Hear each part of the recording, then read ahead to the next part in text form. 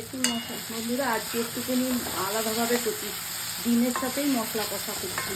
মশলাগুলোকে আগে সেদ্ধ করে নিয়েছি, দিয়ে কষা করছি। এতে মশলার ভেতরে টমেটো, পেঁয়াজ, রসুন, আদা একসঙ্গে সেদ্ধ করে করছি। এবার জল ঢেলে দিচ্ছি। আর ওই যে তেজপাতা গুঁড়ো করে রেখেছি, ওই তেজপাতা গুঁড়ো একসঙ্গে সেদ্ধ করেছিলাম। কালারটা দেখুন। আর ওপর থেকে একটু রোস্টেড জিরে গুঁড়ো দিয়ে দেবো।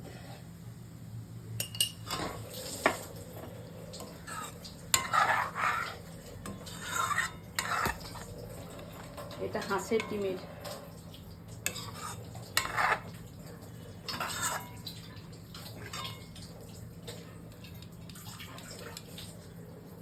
ফুটার ভাব আসছে।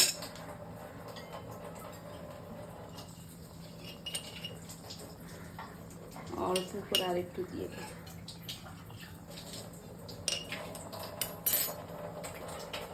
এই যে একসঙ্গে জিরে গুঁড়ো একটু বেশি করে করে কাঁচের শিশিতে রাখলে নষ্ট হবে না।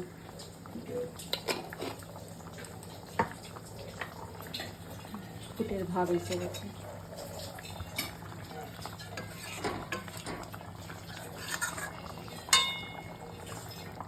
বেশিক্ষণ ফোটাবো না, কেন মশলাটা আগে সেদ্ধ করে নিতাম, এই এতে করে সেদ্ধ করেছিলাম।